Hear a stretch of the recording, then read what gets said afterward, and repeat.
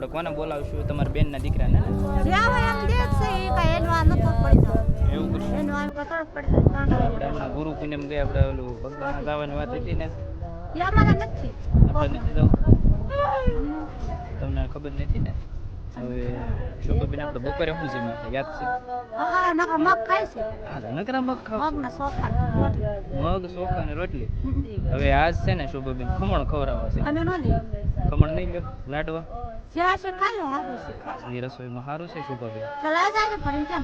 લાડુ છે, ખમણ છે, મિક્સમાં શાક બનાવવાનું છે. દાંત નથી બતાવો જ જઈ. એટલે હા દાંત તો પડી ગયા.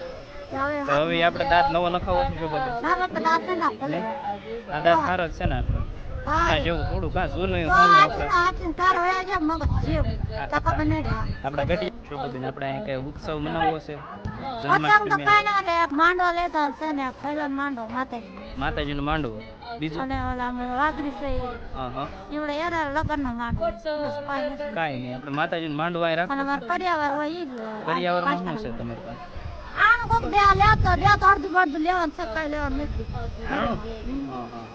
આપડે સામાન તમારે જે જોયું મને કહીશ ને આપણે લઈ આવશું. તમે મને લિસ્ટ આપજો, આપણે ખરીદી કરી નાખીશું. પણ બહુ સારું ન શોભાબેન, મારી પાસે થોડાક જ પૈસા છે.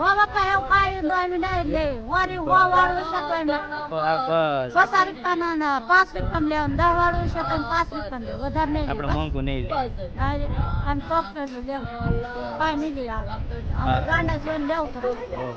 મિત્રો. આ હતા મારી સાથે શોભાબેન. આ સંસ્થામાં છેલ્લા ઘણા સમયથી પોતાનું જીવન વ્યતીત કરી રહ્યા છે. માનસિક પ્રકારે બીમાર છે. એની માનસિક સ્થિતિ તો ખૂબ ખરાબ છે, પરંતુ આ વાતચીતમાં તમે સાંભળ્યું હશે કે મોંઘું મળશે તો આપણે નહીં લઈએ અને સસ્તું લઈશું. તો મિત્રો, આ જે માનસિક પ્રકારના બીમાર મહિલા શોભાબેન, એને પણ એવી સમજ છે કે મોંઘું મળે તો ન લેવાય અને સસ્તું મળે તો લેવાય. ટૂંકમાં સસ્તું મળે ત્યાં સુધી મોંઘું ન લઈ શકાય, આવી એક માનસિક બીમાર બહેનને પણ આટલી સમજણ છે. So thank you. આ સંસ્થાની વધારે માહિતી માટે ડિસ્પ્લે પર આપેલા નંબર પર આપ સંપર્ક કરી શકો છો. ધન્યવાદ.